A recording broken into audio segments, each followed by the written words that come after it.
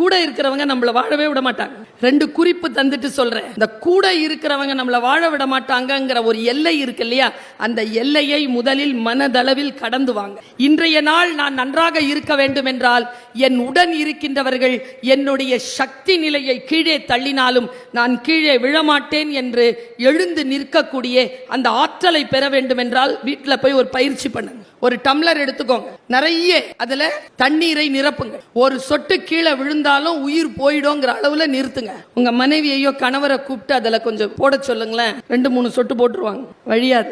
வீட்டுல பையன் யாராவது இருந்தா கீழே கொட்டக்கூடாது, பார்த்து ஏதாவது சொட்டு போட முடியுமான்னு பாருன்னு அவனும் பில்லர்ல போட்டுருவான். அப்புறம் ஒரு மோதிரம் கழட்டி போடுங்க, தண்ணி வழியாது. 4-5 பின்னு போடுங்க, தண்ணி வழியாது. நான் யோசித்து பார்க்கிறேன், எங்கோ நாம் நின்று போகிறோம். அதற்கு பிறகும் நம்மால் பல தூரம் ஓடிவிட முடியும்ன்ற எனர்ஜி இருந்தாலும் எங்கேயோ நாம நின்னு போயிடுறோம். உதாரணத்துக்கு ஒரு நிலை இருக்குன்னு வச்சுக்கோங்க. இங்க இருக்கு நிலை வாசல், நீங்க எப்படி போவீங்க?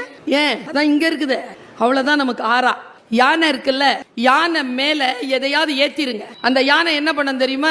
மேல ஏத்தி இருக்காங்கல்ல, அந்த ஆளை கூட இடிக்காம கூட்டிட்டு போகும். அதனால்தான் ஆதி மிருகம்னு அதுக்கு பேரு.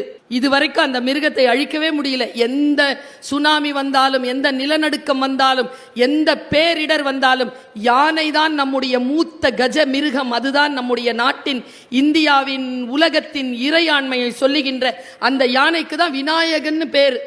நாயகன்னா தனக்கு ஒரு தலைவன் இல்லாதவன். என்ன அர்த்தம்? அந்த ஆறா அப்படி வச்சிருக்கிறது. அந்த புரிந்துணர்வை அப்படி வைத்திருப்பது நாம் வைத்திருக்கிறோமா?